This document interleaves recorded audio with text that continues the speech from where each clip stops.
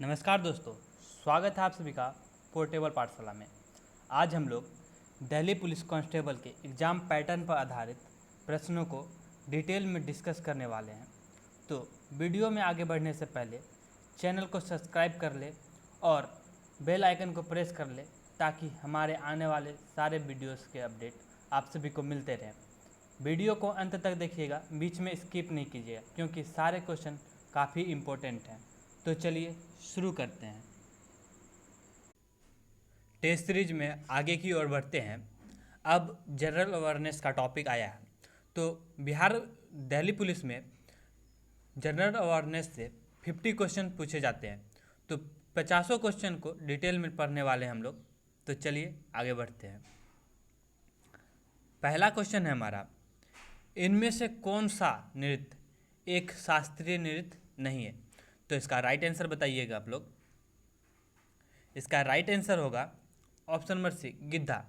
गिद्धा एक भारतीय लोक नृत्य है, ना कि शास्त्रीय नृत्य।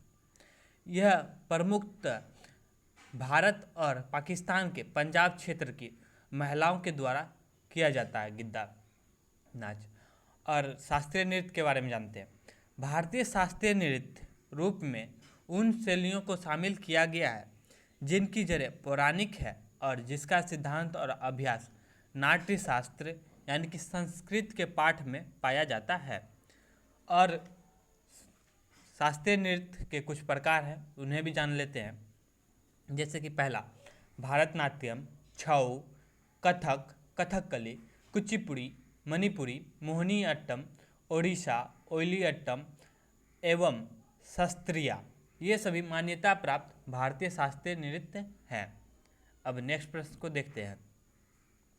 नेक्स्ट प्रश्न है, सूर्य मंदिर कहाँ स्थित है? तो इसका राइट आंसर आप सभी बताइएगा।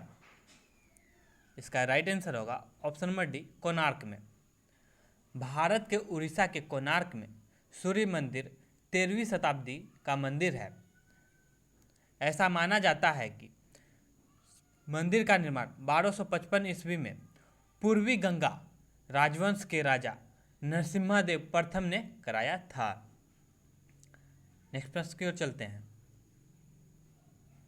नेक्स्ट प्रश्न है, इनमें से कौन फ्रीडम फ्रॉम फियर पुस्तक का लेखक है? तो इनमें से राइट आंसर बताइएगा आप लोग। तो इसका राइट आंसर है ऑप्शन नंबर सी, आंग सैन सू की।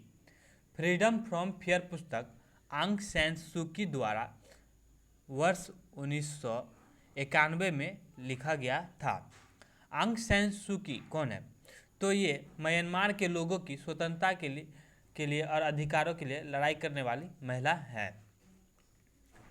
दोस्तों, अगर वीडियो पसंद आ रही हो तो वीडियो को लाइक करना ना भूलें एवं चैनल को सब्सक्राइब जरूर कर लें और बीच बीच में शेयर भी करते रहें ताकि ज़्यादा से ज़्यादा लोग इस वीडियो से जुड़ सकें। नेक्स्ट प्रश्न को देखते हैं। दाची ग्राम राष्ट्रीय उद्यान कहाँ स्थित है? तो इसका राइट आंसर बताइएगा इन चारों ऑप्शन में से। तो इसका राइट आंसर है ऑप्शन नंबर ए, जम्मू और कश्मीर। ये दाची ग्राम राष्ट्रीय उद्यान लगभग 500 किलोमीटर स्क्वायर के क्षेत्र को कवर करते हुए दाची ग्राम राष्ट्रीय उद्यान श्रीनगर, जम्मू एवं कश्मीर से लगभग 22 किलोमीटर के डिस्टेंस में स्थित पश्चिमी हिमालय के जबरन रेंज में स्थित है। तो जानते हैं इसका मतलब क्या है। दाची ग्राम का मतलब है 10 गांवों का पार्क, यानी कि जिसका नामकरण किया गया था 10 गांवों के याद में रखा गया है जिन्हें पार्क के कारण स्थानांतरित कर गया था। पार्क को 1910 ईस्वी में एक संरक्षित क्षेत्र घोषित किया गया था, लेकिन 1981 ईस्वी में इसे राष्ट्रीय उद्यान की मान्यता दे दी गई। नेक्स्ट प्रश्न को देखते हैं अब। नेक्स्ट है, हर्यक राजवंश डैश ने अपनी राजधानी राजगीर से पाटलिपुत्र स्थानांतरित कर दी। तो इसका राइट आंसर बताइएगा आप सभी।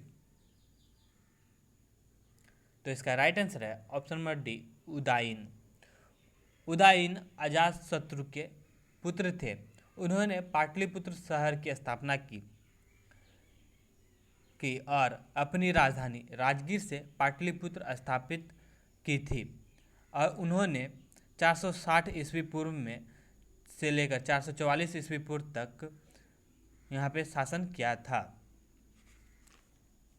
नेक्स्ट प्रश्न को देखते हैं। नेक्स्ट है, निम्नलिखित में से किसको महात्मा गांधी के राजनीतिक गुरु के रूप में जाना जाता है? तो इस क्वेश्चन का राइट आंसर बताइएगा।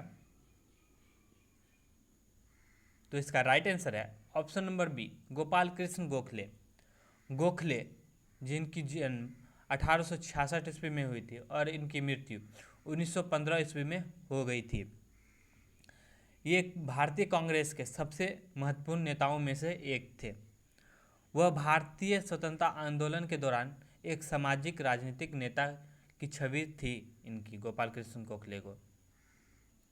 अब नेक्स्ट प्रश्न की ओर चलते हैं। नेक्स्ट प्रश्न है, 1872 में लॉर्ड मेयो भारत के वायसराय की डैश में हत्या कर दी गई थी। तो इसका राइट आंसर बताइएगा। इसका राइट आंसर है ऑप्शन नंबर ए, पोर्ट ब्लेयर। 1872 ईस्वी में शेर अली द्वारा लॉर्ड मेयो के भारत के वायसराय की हत्या पोर्ट ब्लेयर में कर दी गई थी।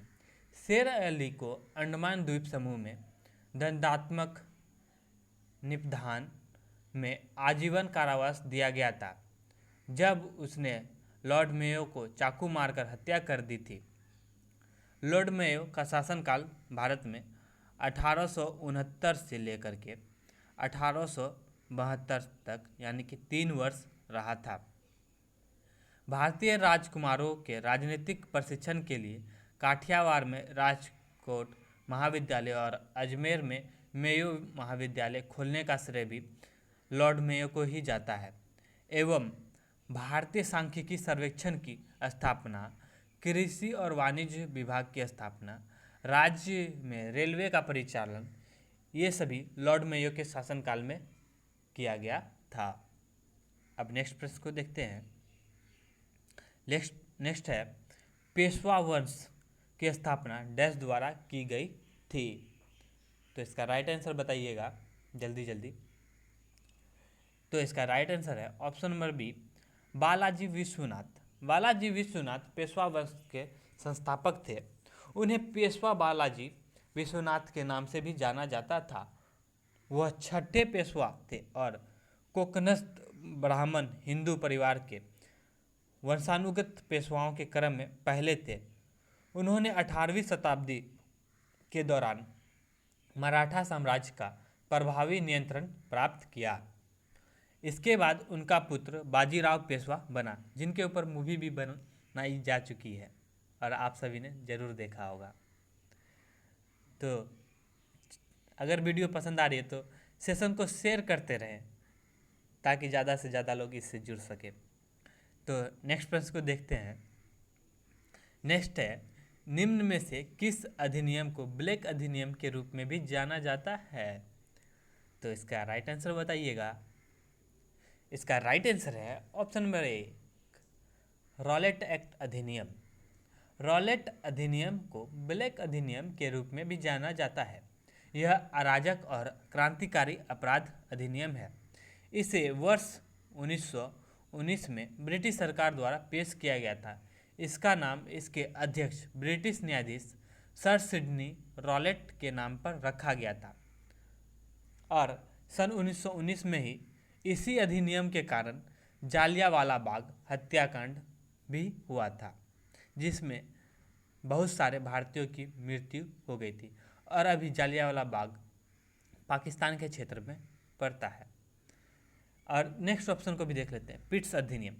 पिट्स अधिनियम 1784 ब्रिटिश सरकार के नियंत्रण में भारत में ईस्ट इंडिया कंपनी के शासन को लाने के लिए और इस प्रकार विनिमय अधिनियम 1773 की कमियों को दूर करने के लिए लाया गया था। तो अब नेक्स्ट प्रश्न को देख लेते हैं। नेक्स्ट प्रश्न है, निम्नलिखित में से किसे भारत का बिस्मार्क कहा जाता है? तो इसका राइट आंसर बताइए आप लोग जल्दी जल्दी कमेंट बॉक्स में। तो इसका राइट आंसर है ऑप्शन नंबर ए, सरदार वल्लभ भाई पटेल। सरदार वल्लभ भाई पटेल को भारत का बिस्मार्क कहा जाता है। तो क्यों कहा जाता है उन्हें? तो इन्हें बिस्मार्क इसलिए कहा जाता है क्योंकि बिस्मार्क ने जो काम जर्मनों के लिए किया था वही काम सरदार वल्लभ भाई पटेल ने भी हमारे लिए किया था। सन 1947 ईस्वी में भारत की आज़ादी हासिल करने के बाद भारतीय राजकुमार और राजाओं के नेतृत्व में करीब 500 से अधिक छोटे राज्यों का एक संघ था। उन्होंने इन रियासतों को नए घोषित भारतीय गणराज्य के साथ विलय करने का कार्य किया था, इसीलिए उन्हें भारत का बिस्मार्क कहा जाता है। नेक्स्ट प्रश्न को देखते हैं। नेक्स्ट प्रश्न है, किस शासक को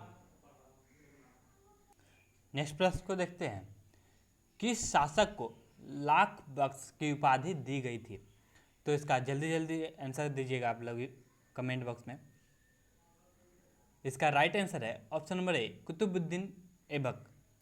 कुतुबुद्दीन ऐबक को बड़े पैमाने पर दान देने के कारण लाख बख्श या लाखों के दाता की उपाधि दी गई।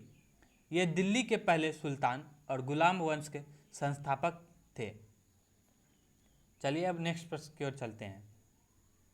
नेक्स्ट है, निम्न में से भारत के नियंत्रक एवं महालेखा परीक्षक यानी कि कैग की नियुक्ति कौन करता है? तो जल्दी से इसका आंसर दीजिएगा। इसका राइट आंसर है ऑप्शन नंबर सी, राष्ट्रपति। कैग यानी नियंत्रण एवं महालेखा परीक्षक की नियुक्ति राष्ट्रपति करते हैं। वह भारतीय संविधान के अनुच्छेद 148 किससे 148 के तहत भारत के नियंत्रक और महालेखा परीक्षक केग की नियुक्ति की जाती है। केग केंद्र सरकार और राज्य सरकार दोनों के खातों का संकलित करते हैं एवं ये भारत सरकार और राज्य सरकार के जिम्मेदारियों के द्वारा जिम्मेदारियां का वहन करते हैं। और ये वित्त पोष कंपनियां जैसे कि सरकारी संस्था और जिनमें भारत सरकार निवेश करती उनका लेखा जोखा करती है। नेक्स्ट प्रश्न को देखते हैं। नेक्स्ट प्रश्न है, भारतीय संविधान में एकल नागरिकता का प्रावधान किस संविधान से लिया गया है? तो इसका राइट आंसर जल्दी जल्दी बताइएगा आप लोग कमेंट बॉक्स में। तो इसका राइट आंसर है ऑप्शन नंबर बी, ब्रिटिश संविधान से लिया गया। भारतीय संविधान से में एकल नागरिकता ब्रिटिश संविधान से लिया गया। और देखते हैं कौन कौन सा प्रावधान लिया गया है ब्रिटिश संविधान से। तो पहला तो एकल नागरिकता, उसके बाद कानून का नियम, विधायी प्रक्रिया, फिर द्विसदनीयता, जैसे कि हमारे देश में भी 2 सदन है, एक उच्च सदन और दूसरा निम्न सदन। उसी तरह ब्रिटेन में भी ऐसे ही 2 सदन चलते हैं। फिर कैबिनेट प्रणाली, विशेषाधिकार संबंध का लेखा जोखा, और फिर संसदीय विशेषाधिकार। ये सभी ब्रिटिश के संविधान से लिया गया है। नेक्स्ट प्रश्न को देखते हैं।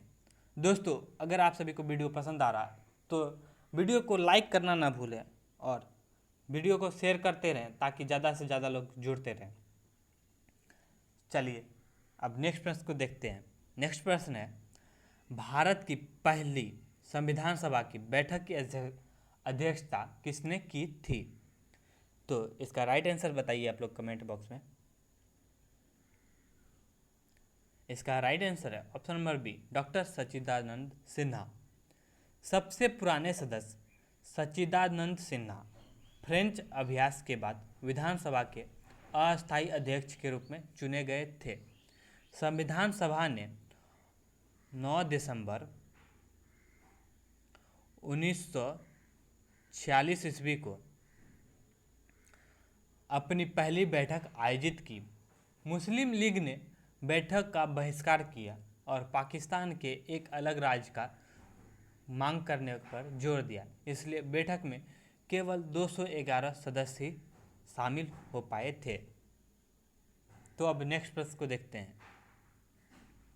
नेक्स्ट प्रश्न है, निम्नलिखित में से किसका भारत के राष्ट्रपति के रूप में सबसे कम अवधि का कार्यकाल था? तो कमेंट बॉक्स में इसका राइट आंसर बताइए आप सभी। तो इसका राइट आंसर है option number D, doctor Zakir Hussain. Doctor Zakir Hussain का सबसे कम अवधि तक कार्यकाल राष्ट्रपति के पद पर रहा था। ऐसा क्यों हुआ था? ऐसा इसलिए हुआ था क्योंकि उनकी मृत्यु हो गई थी। तो देखते हैं इन्होंने कब से कब तक शासन किया था।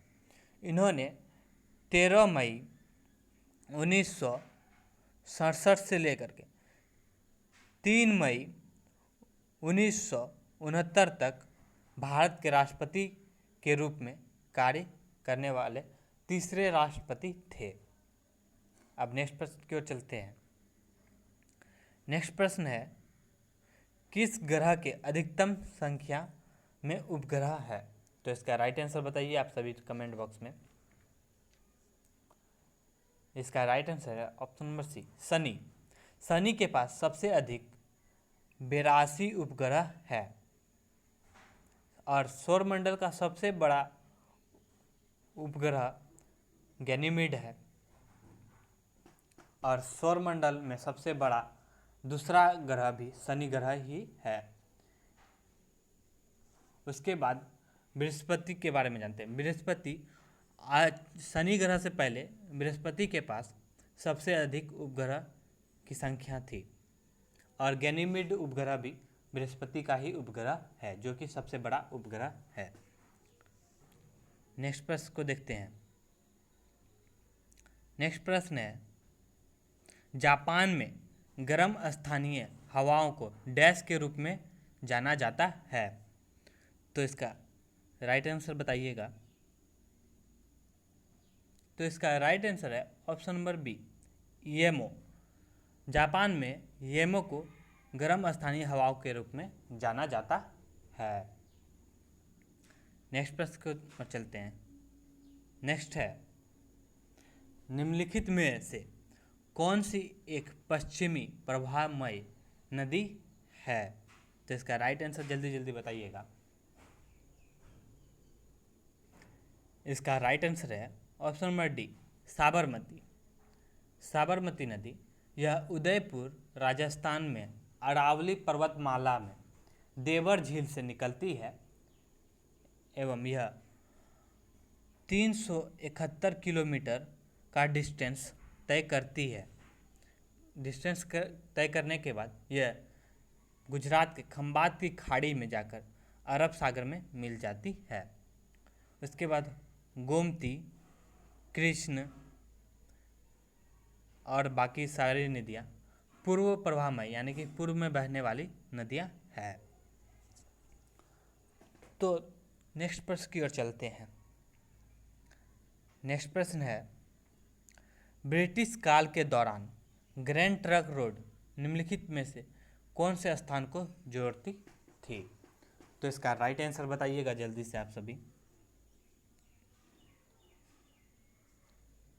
तो इसका राइट आंसर है ऑप्शन नंबर सी, कलकत्ता और पेशावर को। शेरशाह सूरी ने अपने साम्राज्य को सिंधु घाटी से बंगाल में सोनार घाटी तक मजबूत करने और समेकित करने के लिए शाही सड़क ग्रैंड ट्रंक रोड का निर्माण कराया था। इस सड़क का नाम बदलकर ब्रिटिशों ने ग्रैंड ट्रंक रोड किया था, लेकिन शेरशाह सूरी ने उनका नाम शाही सड़क रखा था। वर्तमान में यह अमृतसर से लेकर कलकत्ता तक फैली हुई है। नेक्स्ट प्रश्न की ओर चलते हैं। नेक्स्ट है, कौन सा दर्रा अरुणाचल प्रदेश को तिब्बत की राजधानी से जोड़ता है? तो इसका राइट आंसर बताइएगा कमेंट बॉक्स में।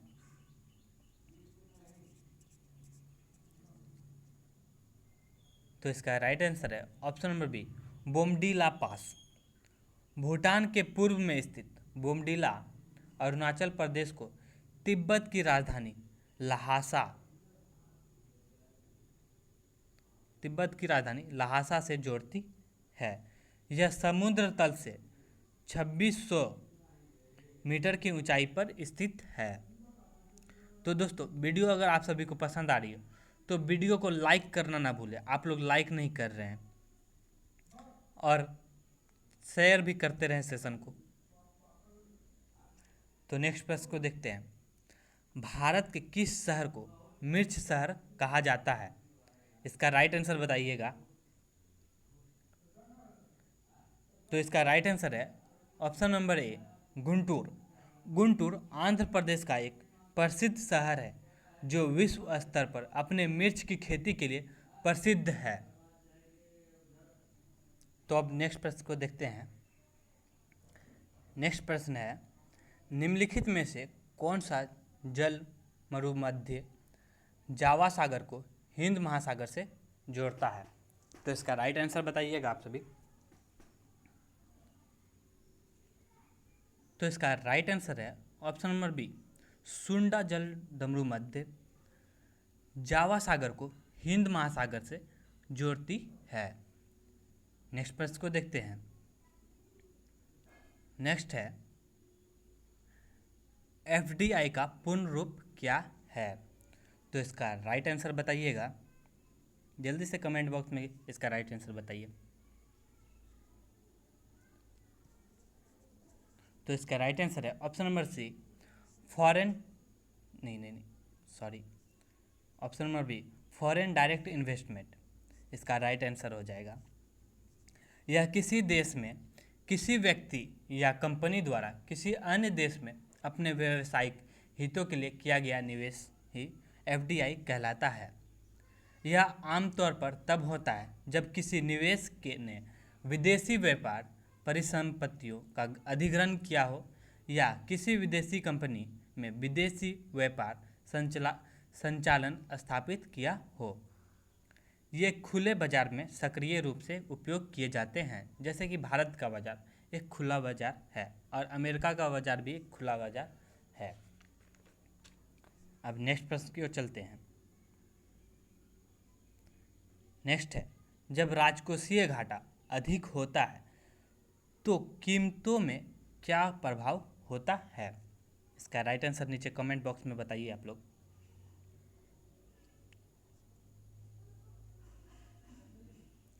तो इसका राइट आंसर है ऑप्शन नंबर ए, कीमतों पर कोई सीधा प्रभाव नहीं होता है।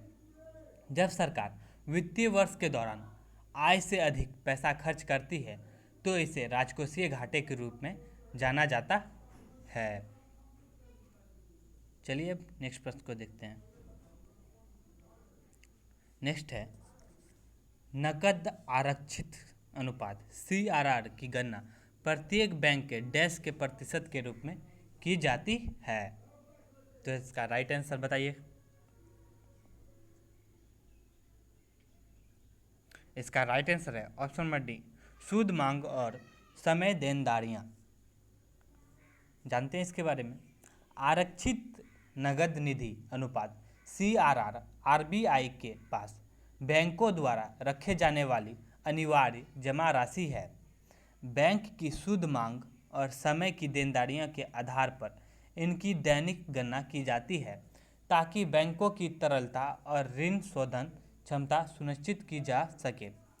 CRR की वर्तमान दर 3% है जुलाई 2020 तक, अभी तक। चलिए अब नेक्स्ट प्रश्न की ओर चलते हैं। नेक्स्ट प्रश्न है, न्यूनतम समर्थन मूल्य MSP किसके द्वारा यानी डैश द्वारा अनुशंसित होता है? तो इसका राइट आंसर कमेंट बॉक्स में बताइए आप सभी।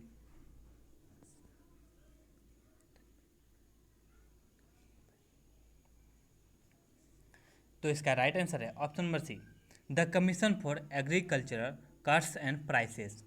ये इसका राइट आंसर होगा। कृषि लागत और मूल्य आयोग the commission for agricultural costs and prices CACP के द्वारा न्यूनतम समर्थन मूल्य यानी कि MSP को अनुशंसित किया जाता है। MSP भारत सरकार द्वारा निर्धारित मूल्य है जिस पर सीधे किसान से फसल खरीदता है। यह भारत की कृषि नीति का एक हिस्सा है। तो चलिए अब नेक्स्ट प्रश्न की ओर चलते हैं। नेक्स्ट है, सरकार द्वारा निर्धारित बाधाओं या प्रतिबंध को हटाने की प्रक्रिया को डैश कहते हैं। तो इसका राइट आंसर होगा ऑप्शन नंबर डी, उदारीकरण। उदारीकरण एक ऐसी प्रक्रिया है जिसके तहत सरकार कुछ निजी व्यक्तिगत गतिविधियों पर लगे प्रतिबंध हटाती है। उदारीकरण जब होता है तब किसी प्रतिबंधित चीज पर से प्रतिबंध हटा दिया जाता है या जब सरकारी नियमों में ढील दी जाती है।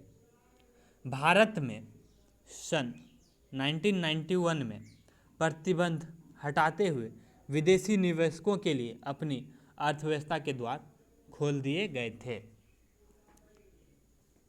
चलते हैं नेक्स्ट की ओर। नेक्स्ट है, अर्थशास्त्र में ऐसे उपकरण, मशीनी इमारतों जो कई वर्षों तक उत्पादन में उपयोग की जा सकती है, उन्हें डैश कहा जाता है। तो ऑप्शन आपके सामने है, इनमें से एक ऑप्शन सही है, आप इसका राइट आंसर बताइएगा।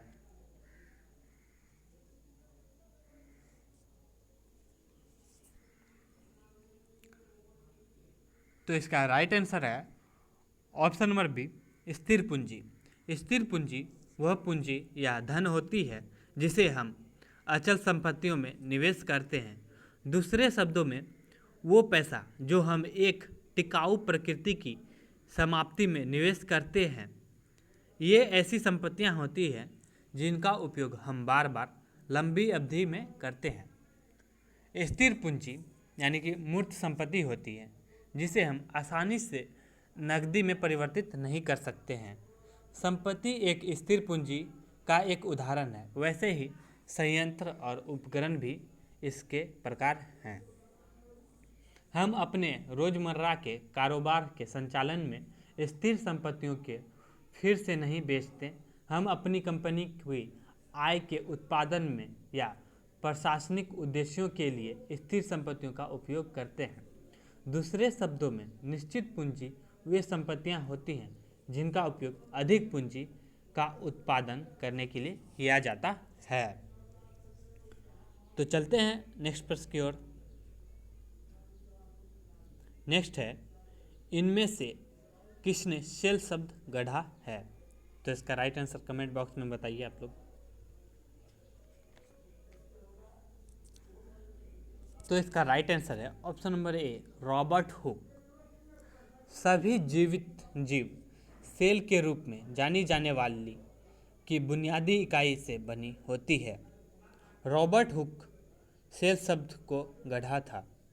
जर्मन वैज्ञानिक एम स्लेडन और थियोडर स्वान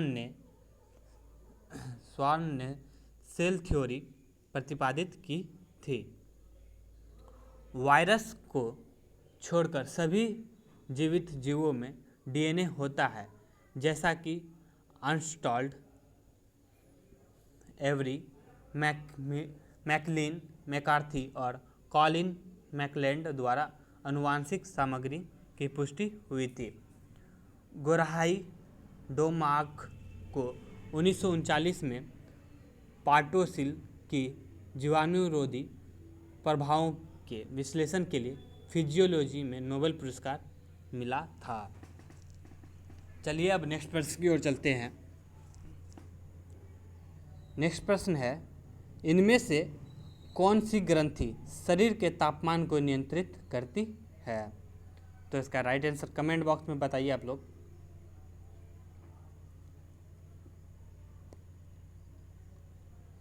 तो इसका राइट आंसर होगा ऑप्शन नंबर डी, हाइपोथैलेमस ग्रंथि।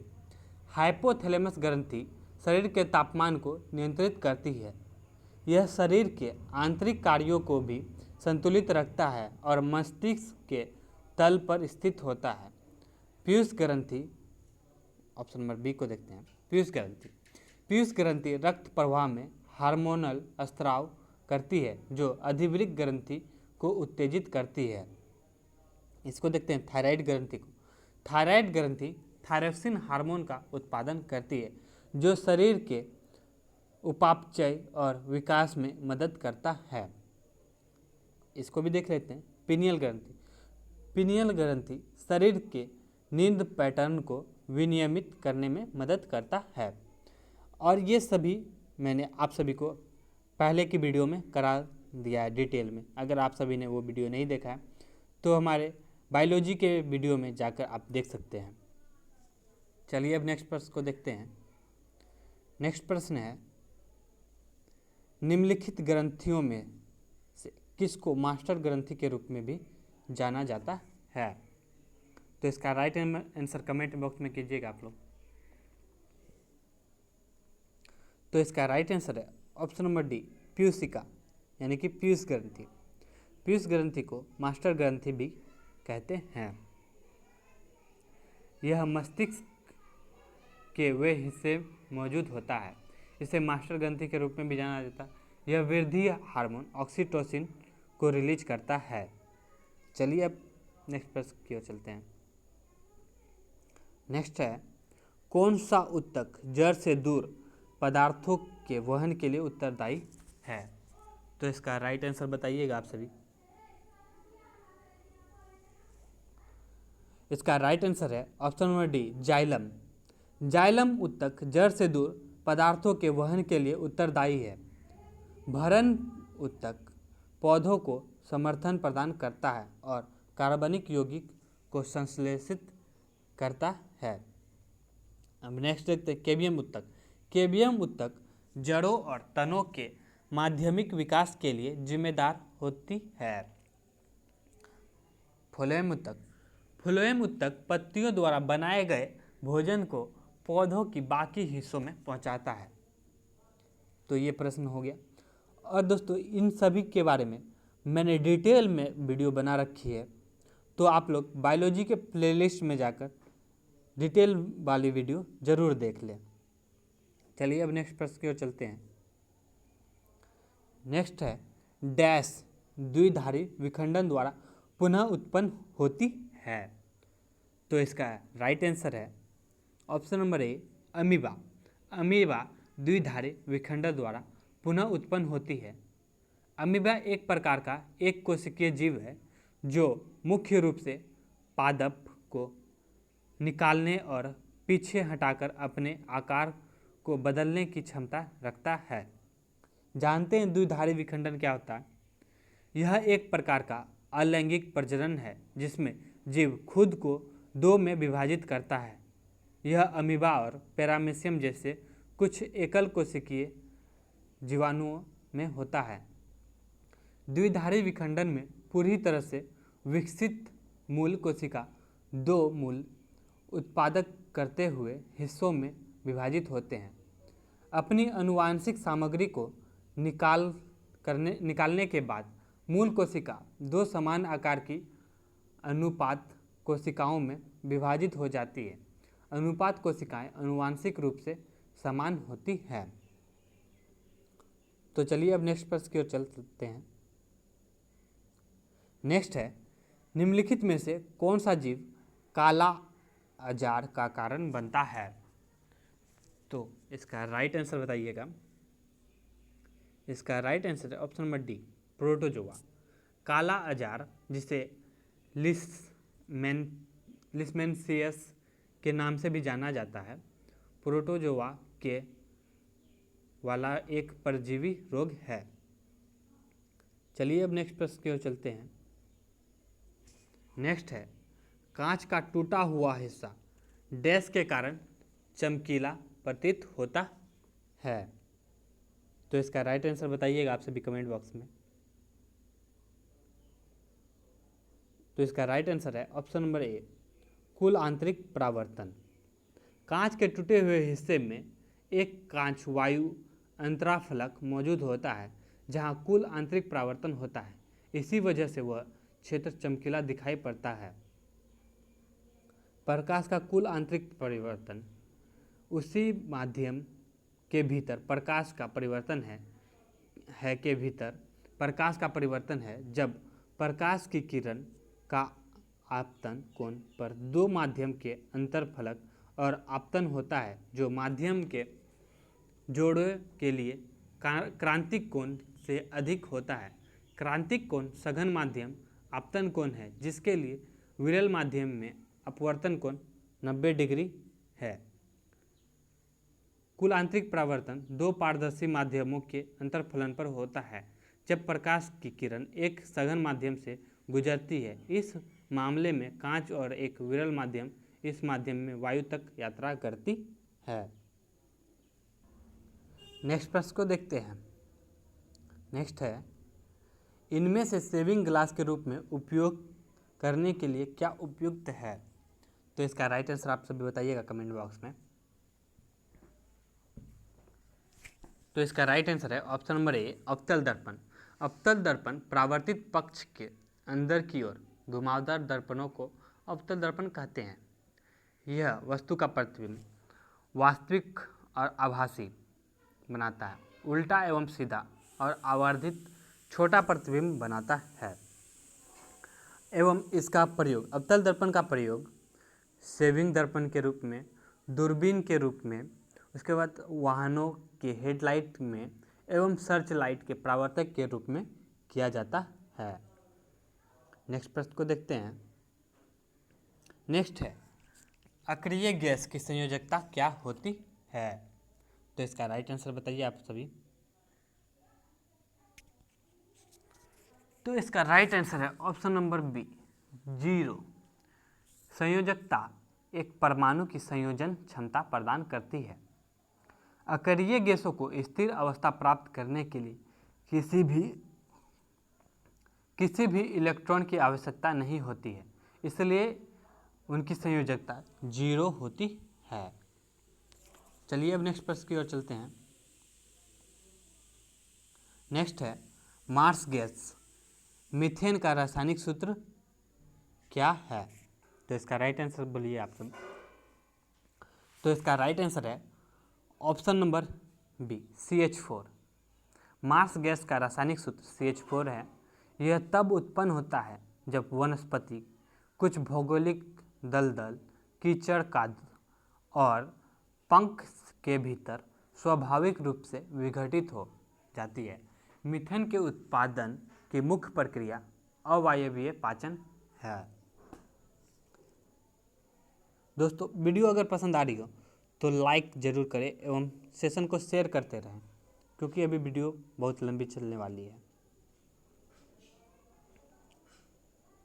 नेक्स्ट देखते हैं, प्राकृतिक गैस मुख्य रूप से बनी होती है। तो बताइएगा कमेंट बॉक्स में कि किसकी बनी होती है प्राकृतिक गैस। चलिए इसका राइट आंसर देखते हैं। इसका right answer option number C, methane. प्राकृतिक गैस ऊर्जा का गैर नवीकरणीय संसाधन है। इसका उपयोग ईंधन के रूप में कृत्रिम रासायनिक उर्वरकों का उत्पादन करने में किया जाता है। मीथेन का प्रमुख घटक है CH4, जिसमें से 83% CH4 की मात्रा और एथेन की मात्रा 16% होती है। चलिए अब नेक्स्ट प्रश्न की ओर चलते हैं। ये GS पार्ट का 40वां क्वेश्चन है। देखते हैं, मधुमक्खियों के प्रजनन और प्रबंधन को डैश के रूप में जाना जाता है। तो इसका राइट आंसर है ऑप्शन नंबर डी, एपीकल्चर। मधुमक्खियों के प्रजनन और प्रबंधन को एपीकल्चर के रूप में जाना जाता है। मधुमक्खी पालन का या एपीकल्चर मधुमक्खियों की कॉलोनियों का रखरखाव है जो आमतौर पर मानव द्वारा सघन रूप में किया जाता है। मधुमक्खी पालक मधुमक्खी के हड्डे, प्रोपेल्स, पराग और रॉयल जेली सहित अपने शहद और अन्य उत्पादों को इकट्ठा करने के लिए मधुमक्खियों को परागन हेतु रखता है या अन्य मधुमक्खियों पालकों को बिक्री के लिए मधुमक्खियों का उत्पादन करता है। तो ये जाना हमने मधुमक्खियों के बारे में। चलिए नेक्स्ट बढ़ते हैं। नेक्स्ट है, निम्नलिखित में से किस नदी को तेल नदी के नाम से जाना जाता है? तो इसका राइट आंसर कमेंट बॉक्स में करें आप लोग।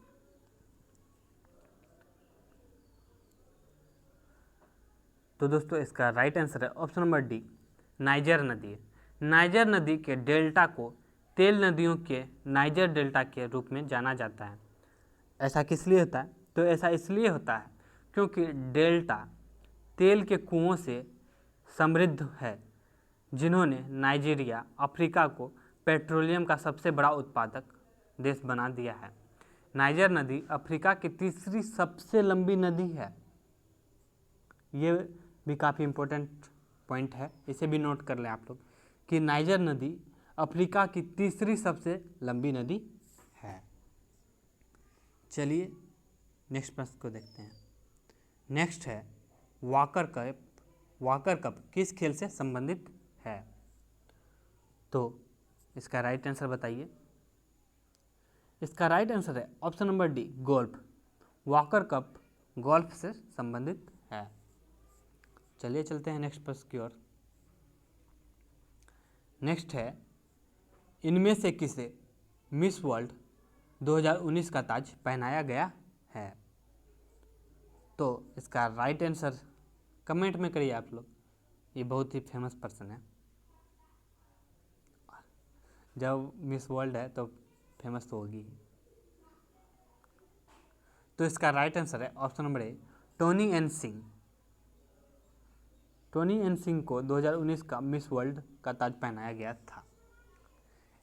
एक्सल लंदन में आयोजित मिस वर्ल्ड 2019 सौंदर्य प्रतियोगिता में जमैका की टोनी एन सिंह को विजेता घोषित किया गया था।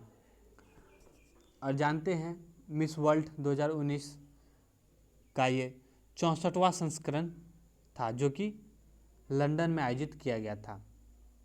और मिस यूनिवर्स 2019 कौन है? तो मिस यूनिवर्स 2019 जोजी बिनी तुंजी को बनाया गया था। नेक्स्ट प्रश्न की ओर चलते हैं। नेक्स्ट है ग्लोबल जेंडर गैप रिपोर्ट 2020 में भारत का रैंक क्या है? तो इसका राइट आंसर है option number C, 112। Global gender gap report 2020 में वैश्विक स्तर पर भारत फिसलकर 112वें स्थान पर आ गया है। यह रिपोर्ट WEF यानी कि वर्ल्ड इकोनॉमिक फोरम के द्वारा घोषित की जाती है। यह रिपोर्ट कहाँ से घोषित की जाती है? तो आइसलैंड रिपोर्ट में आइसलैंड ये स्विट्जरलैंड से घोषित की जाती है। रिपोर्ट में आइसलैंड सबसे ऊपर है और विश्व का सबसे लिंग तटस्थ देश बना हुआ है, जबकि चयन रिपोर्ट में सबसे खराब 153वें स्थान पर थी। चलिए अब नेक्स्ट प्रश्न की ओर चलते हैं। नेक्स्ट प्रश्न है दिसंबर 2019 में दूरसंचार विभाग DOT में अतिरिक्त सचिव के रूप में किसे नियुक्त किया गया है? तो इसका राइट आंसर बताइए। इसका राइट आंसर है ऑप्शन नंबर ए, अनीता परवीन। अनीता परवीन को दूरसंचार विभाग DOT में अतिरिक्त सचिव नियुक्त किया गया है। ये वर्तमान में डाक विभाग की अतिरिक्त सचिव के रूप में कार्य कर रही हैं। इन्होंने वर्ष 1989 में तमिलनाडु के केडर के एक भारतीय प्रशासनिक सेवा यानी कि IAS अधिकारी के रूप में कार्य कर रही थी। चलिए अब नेक्स्ट प्रश्न की ओर चलते हैं। नेक्स्ट है दिसंबर 2019 में विश्व के पहले पूरी तरह से इलेक्ट्रिक वाणिज्यिक विमान डैश ने अपनी उद्घाटन परीक्षण उड़ान भरी है। तो इसका राइट आंसर बताइए कमेंट बॉक्स में। इसका राइट आंसर है ऑप्शन नंबर सी, कनाडा। विश्व के पहले पूरी तरह से इलेक्ट्रिक वाणिज्यिक विमान को कनाडा के द्वारा लॉन्च किया गया। 10 दिसंबर 2019 को अपनी उद्घाटन परीक्षण उड़ान भरी थी इन्होंने। यह प्रौद्योगिकी एयरलाइनों के लिए महत्वपूर्ण लागत बचत और शून्य उत्सर्जन को बढ़ावा देगी। इस क्षण यात्री DHC-2 डी हेवीलेड वीवर सिप्लोन, जिसमें इलेक्ट्रिक मोटर रेट्रोफिट है, के पायलट हार्बर एयर के संस्थापक और मुख्य कार्यकारी ग्रेग मैकडॉगल थे। चलिए अब नेक्स्ट प्रश्न की ओर चलते हैं। नेक्स्ट है, राष्ट्रीय ऊर्जा संरक्षण दिवस कब मनाया जाता है? तो इसका राइट आंसर कमेंट बॉक्स में बताइए आप लोग। इसका राइट आंसर है option number A 14 December. Bureau of energy efficiency यानी कि BEE द्वारा हर वर्ष 14 दिसंबर को राष्ट्रीय ऊर्जा संरक्षण दिवस मनाया जाता है। इसका उद्देश्य जलवायु परिवर्तन शमन की दिशा में देश के समग्र प्रयास के हिस्से के रूप में समग्र विकास की महत्वाकांक्षा के लिए काम करते हुए भारत की उपलब्धियों को ऊर्जा दक्षता और संरक्षण में प्रदर्शित करता है। BEE ने 9 से 14 दिसंबर 2019 को राष्ट्रीय ऊर्जा संरक्षण सप्ताह भी मनाया था। चलिए अब नेक्स्ट प्रश्न की ओर चलते हैं। नेक्स्ट है, निम्नलिखित में से किसको अंतर्राष्ट्रीय शांति और सहयोग प्राप्त करने के लिए प्रयासों के लिए 2019 का नोबेल शांति पुरस्कार मिला है? तो इसका राइट आंसर बताइए आप लोग कमेंट बॉक्स में। ये बहुत ही चर्चित हुए थे।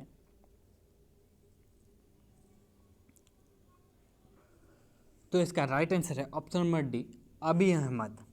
इथियोपिया के प्रधानमंत्री अबी अहमद को अंतर्राष्ट्रीय शांति और सहयोग प्राप्त करने के प्रयासों के लिए वर्ष 2019 का नोबेल पुरस्कार प्राप्त हुआ था। नोबेल शांति पुरस्कार 2019 में 100वां नोबेल शांति पुरस्कार था, जो कि अबी अहमद को दिया गया। चलिए अब नेक्स्ट प्रश्न की ओर चलते हैं। नेक्स्ट है, निम्नलिखित में से किस फिल्म को गोल्डन पीकॉक अवार्ड 2019 दिया गया है? तो इसका राइट आंसर बताइए। इसका राइट आंसर है ऑप्शन नंबर बी, पार्टिकल्स। बलाइज हैरिसर द्वारा निर्देशित और एस्टले फियलॉन द्वारा निर्मित पार्टिकल्स ने गोवा में 50वें अंतर्राष्ट्रीय फिल्म समारोह IFFI में प्रतिष्ठित गोल्डन पीकॉक अवार्ड जीता है। तो अब चलते हैं नेक्स्ट प्रश्न की ओर। ये GS सेक्शन का लास्ट क्वेश्चन है, इसके बाद हम मैथ को देखेंगे। तो देखते हैं ये प्रश्न। दिसंबर 2019 में भारत ने किस देश के साथ संयुक्त सैन्य अभ्यास सूर्य किरण 16 का आयोजन किया? तो इसका राइट आंसर कमेंट में करें। तो इसका राइट आंसर है option number D, Nepal. Bharat और नेपाल के बीच संयुक्त सैन्य अभ्यास सूर्य किरण 14 का आयोजन 3 से लेकर 16 दिसंबर 2019 को नेपाल के रूपेनदेही जिले में के सालझंडी में किया गया था और ये प्रत्येक वर्ष किया जाने वाला संयुक्त सैन्य अभ्यास है। वीडियो कैसी लग रही है नीचे कमेंट बॉक्स में भी बताते चले, और अगर वीडियो पसंद आ रही है तो लाइक करना ना भूलें। वीडियो को लाइक करते रहें ताकि हमारा उत्साह बढ़ता रहे, एवं चैनल को सब्सक्राइब कर ले और सेशन को शेयर कर दे। अब हम लोग मैथ के क्वेश्चन को डिस्कस करने वाले हैं, तो जल्दी से सेशन को शेयर कर दें। दोस्तों अब है कंप्यूटर का सेक्शन, और कंप्यूटर्स के सेक्शन से दिल्ली पुलिस में 10 प्रश्न पूछे जाते हैं। तो चलिए डिस्कस करते हैं अब इन कंप्यूटर के क्वेश्चन को। तो पहला प्रश्न है SIM SIM का पूर्ण रूप क्या है? तो इसका राइट आंसर है option number B, subscriber identity module. SIM एक प्रकार का इंटीग्रेटेड सर्किट है। यह IMEI नंबर के भंडारण का कार्य करता है जो मोबाइल ग्राहकों के प्रमाणीकरण और पहचान के लिए उपयोग किया जाता है। आकार के अनुसार विभिन्न प्रकार के सिम कार्ड जैसे कि नैनो सिम, माइक्रो सिम और स्टैंडर्ड सिम आदि आते हैं। चलिए अब नेक्स्ट देखते हैं। नेक्स्ट है माइक्रोसॉफ्ट विंडोज़ में दो प्रमुख फाइल सिस्टम क्या है? तो इसका राइट आंसर है ऑप्शन नंबर ए, FAT32 और NTFS। FAT यानी कि फाइल आवंटन तालिका को आमतौर पर माइक्रोसॉफ्ट विंडोज़ ऑपरेटिंग सिस्टम द्वारा समर्थित किया जाता है और सिस्टम पुराने डॉस से मिला था, जबकि NTFS एक फाइल सिस्टम है जो बड़े फाइल साइज और ड्राइव को समर्थ करता है। NTFS विंडो NT परिवार की डिफ़ॉल्ट फाइल प्रणाली है। नेक्स्ट चलते हैं। नेक्स्ट है माइक्रोसॉफ्ट वर्ड में सेव एज कमांड को निष्पादित करने हेतु किस शॉर्टकट का उपयोग किया जाता है? तो दोस्तों इसका राइट आंसर है option number B, F12। Keyboard के शीर्ष पंक्ति पर स्थित F12 की का उपयोग सेव एज कमांड के निष्पादित करने हेतु किया जाता है। सेव एज फंक्शन फाइल की एक नई प्रतिलिपि को सहेजने की अनुमति देता है, जहां इसका नाम बदला जा सकता है या इसका एक्सटेंशन भी बदला जा सकता है, और F की को फंक्शन की कहते हैं। नेक्स्ट देखते हैं। नेक्स्ट है एक मानक कॉम्पैक्ट डिस्क CD की मोटाई क्या होती है? तो इसका राइट आंसर है ऑप्शन नंबर ए, 1.2 मिलीमीटर। एक कॉम्पैक्ट डिस्क 120 mm व्यास और 1.2 mm मोटी होती है।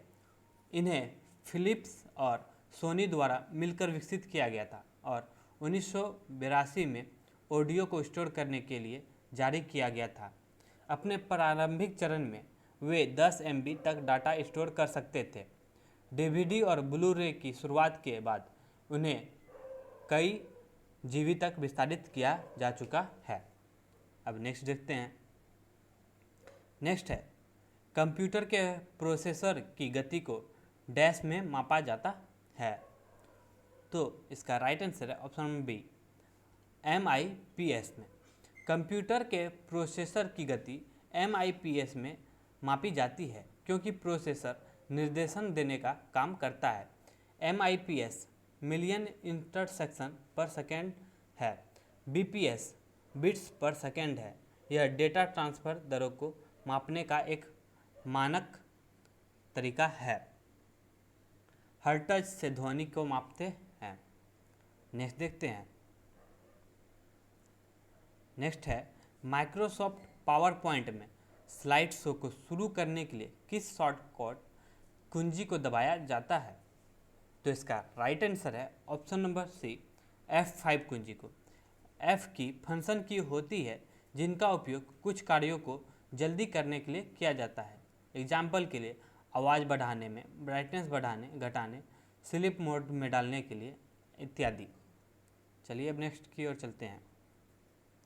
नेक्स्ट है एक कंप्यूटर में हमेशा निम्नलिखित में से क्या होता है? तो इसका राइट आंसर है option number B, CPU। CPU का फुल फॉर्म होता है सेंट्रल प्रोसेसिंग यूनिट। कंप्यूटर की इलेक्ट्रॉनिक सर्किट है। कंप्यूटर प्रोग्राम के निर्देशन पर काम करता है। अब नेक्स्ट देखते हैं। नेक्स्ट है इनमें से किसे ज़ॉम्बी आर्मी के नाम से भी जाना जाता है? तो इसका राइट आंसर है ऑप्शन नंबर ए, बॉटनेट। बॉटनेट कई इंटरनेट कंप्यूटर है जो उनके मालिकों की जानकारी के बिना कंप्यूटर में स्पैम और वायरस सहित आगे प्रसारण करने के लिए स्थापित है। यह एक प्रकार का सुरक्षा खतरा है। नेक्स्ट देखते हैं। नेक्स्ट है, निम्नलिखित में से कौन सा एक पृष्ठ पर मुद्रित प्रति इंच पिक्सेल की संख्या को संदर्भित करता है? तो दोस्तों इसका राइट आंसर है ऑप्शन नंबर बी, रेजुलेशन। छवि रेजुलेशन को आमतौर पर पीपीआई में वर्णित किया जाता है, जो कि एक छवि के प्रति इंच कितने पिक्सल है प्रदर्शित करता है। पीपीआई डिजिटल स्क्रीन के लिए 1 इंच आमतौर पर 67 से 300 के बीच में देखने वाले वर्ग पिक्सल की संख्या का वर्णन करता है। नेक्स्ट की ओर चलते हैं। नेक्स्ट है, निम्न में से कौन सा प्राइमरी कैश मेमोरी का उदाहरण है? तो इसका राइट आंसर है option number A, registers. Primary cache memory registers को कहते हैं। सेकेंडरी मेमोरी HDD है, यानी कि हार्ड डिस्क ड्राइव। उसके बाद सेकेंडरी मेमोरी पेन ड्राइव यानी फ्लैश मेमोरी को कहते हैं।